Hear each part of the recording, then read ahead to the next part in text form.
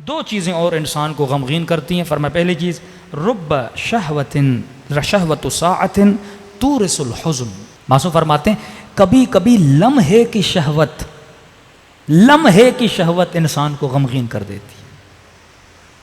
چھٹے امام فرماتے ہیں نگاہ حرام حسرت کے علاوہ تیرے دل میں کچھ پیدا نہیں کرتی. اب یہ جوانوں کے لیے، آپ ایک حسین چہرے کو دیکھ رہے ہو، معصوم فرماتے ہیں اس کو دیکھنے سے کیا پیدا ہوگا؟ حسرت. بڑی گاڑی دیکھ رہے ہو، کیا پیدا ہوگا؟ حسرت. بینک جا رہے ہو، اربوں روپے پڑے ہوئے دیکھے جا رہے ہو، کیا پیدا ہوگا؟ حسرت.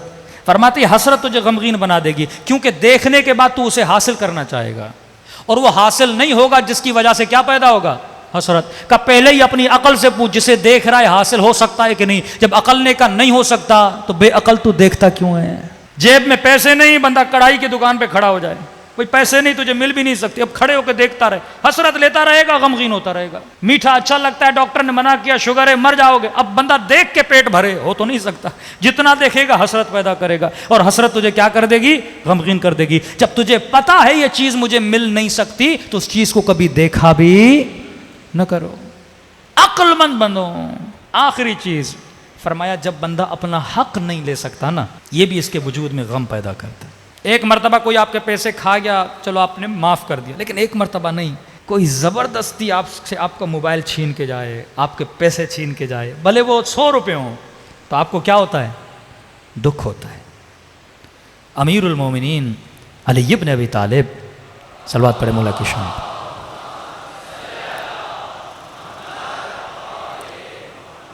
فرماتے ہیں مولا گلی سے گزر رہے تھے. اب اہل بیت کتنے محتاط تھے کہ اگر کوئی مومن غمگین ہے تو علی آگے بڑھتے تو اس کا غم دور کرے. ہم ایسے ہیں، میں خوش میرا بچہ خوف، تاکہ لوگ غمگین ہیں. یہ سیرت ہے اہل بیت نہیں. گلی سے گزر رہے ہیں، علی کی نگاہ ایک جوان پر پڑی، دیکھا سارے بچے کھیل رہے ہیں خوش، لیکن یہ غمگین ہے، چہرے پہ غم ہے. آگے بڑھے کا جوان ادھر آیا، کہا کیوں اتنا غمگین ہے؟ کہا میں یتیم ہوں. امام نے کہا اس کی ماں کو بلایا جائے. ماں کو بلایا، کہا تیرا بیٹا اتنا غمگین کی، یتیم تو اور بھی ہیں لیکن اتنا غم. کہا مولا میرا شوہر تاجر تھا، 4 دوستوں کے ساتھ تجارت پہ گیا، کافی عرصہ کوئی خبر نہیں تھی. جب اس کے دوست واپس آئے، انہوں نے کہا کہ آپ کا شوہر سفر میں مر چکا ہے، تھوڑے بہت ہمارے پاس پیسے تھے، ہم نے غسل دیا، کفن دیا، اسے دفن کیا، لیکن مولا مجھے اس کی بات پہ شک ہے، کیونکہ میرے شوہر کے ساتھ بہت زیادہ مال تھا، منال تھا، پیسے تھے، کہاں گئے؟ انہوں نے 1 روپیہ نہیں دیا. امام نے کہا فیصلہ نہیں کروایا؟ کہا گئے تھے قاضی شرح کے پاس، وہ 4 تھے، میرے پاس کوئی گواہ نہیں تھا. امیر المومنین مجھے حق نہیں ملا. میرا بیٹا تبھی مایوس. حق جب بندے کو نہ ملے نا مایوس ہوتا ہے. آج پاکستان میں مایوسی کیوں؟ عوام کو حق نہیں مل رہا، عدالتوں سے صحیح فیصلے نہیں آتے، چھاونیوں میں جا پولیس سے حق نہیں ملتا. جب لوگوں کو حق نہیں ملتا نا، ڈپریشن، انزائٹی، پورا معاشرہ ایک یأس اور نا امیدی اور غم کا شکار ہو جاتا ہے، قومیں تباہ ہو جاتی ہیں. علی نے کہا بلاؤ ان 4 کو، یہ علی ہے عدالت کو نافذ کرنا جانتا ہے. 4 آئے، مسجد کے 4 ستون سے، یعنی ایک کو یہاں باندھا، ایک کو یہاں باندھا، ایک کو یہاں، ایک کو وہاں باندھا علی نے.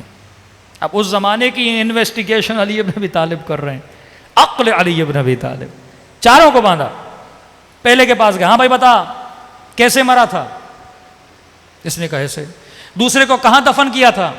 وہاں پہ. تیسرے سے پوچھا کہاں دفن کیا تھا؟ اس نے کوئی اور جگہ بتائی. چوتھے سے پوچھا، اس نے کچھ اور بتایا. امام نے کہا 4 جھوٹ بول رہے ہیں. جھوٹ کو پکڑا. انہوں نے اعتراف کیا علی ابن ابی طالب مال کی لالچ کی خاطر ہم نے دوست کو قتل کیا. امام نے کہا ان پہ حد شرعی جاری کروں گا، اور اس خاتون کو اس کا حق واپس دلایا. تب جا کے اس جوان کے چہرے پہ خوشی آئی. آج ہم شیعہ غمگین ہیں کیونکہ حسین کو مارا گیا، سیدہ کے گھر کو آگ لگائی گئی. آج تک آل رسول کو حق نہیں ملا کیونکہ ان کے قاتلوں کی تعریفیں ہوتی ہیں. فرمایا خوشی کب ملے گی؟ یہ خوشی کا جب فرزند زہرا کا ظہور ہوگا، جب حق حقدار کو واپس ملے گا، تب مومنوں کے لیے خوشی کا دن ہوگا. لیکن فرمایا مومن جس کے دل میں خوف خدا ہے یہ بانشات رہتا ہے، کیونکہ کب موت آتی ہے کیا ہوتا ہے اسے پرواہ نہیں ہوتی، یہ ڈرتا ہے تو اللہ سے ڈرتا ہے، اصل خوف جہنم کا خوف ہے، جہنم کی آگ کا خوف ہے۔ ایک روایت پڑھ رہا تھا، اس میں لکھا تھا کچھ اپنے غیروں کی بات نہیں کر رہا، کچھ بے عمل شیعہ 300 سال عالم برزخ میں جلتے رہیں گے، 300 سال۔ 300 سال کے بعد خدا اہل بیت کو اجازت دے گا کہ اب اس کی شفاعت کر سکتے ہو۔ شفاعت تو ہونی ہے نا، لیکن کتنے سال بعد؟ تو فرمایا آؤ مجلس حسین میں توبہ کرو اپنے گناہوں سے، خطاؤں سے۔ خدا کہتا جب تک زندہ ہو مہلت ہے، روح نکل گئی مہلت ختم، اور فرمایا ایسا واسطہ حسین جیسا، یہیں پہ شفاعت لو نا، منتظر کیوں کہ برزخ میں شفاعت؟ یہیں اس مجلس حسین میں IRC کی امام بارگاہ میں امام حسین کے آنسوؤں کے ذریعے سے شفاعت لو اور جنت حاصل کرو، کہ خدا یہ بری عادت، یہ گناہ آج کے بعد ترک کروں گا، عاقلانہ زندگی گزاروں گا۔ فرمایا جنت تیری ہے، دیر یا زود ہر کسی نے دنیا سے جانا ہے۔ فرمایا مچھر کے پر کے برابر بھی اگر پلکیں گیلی ہو جائیں، خدا اس کا اجر بھی ضائع نہیں کرتا۔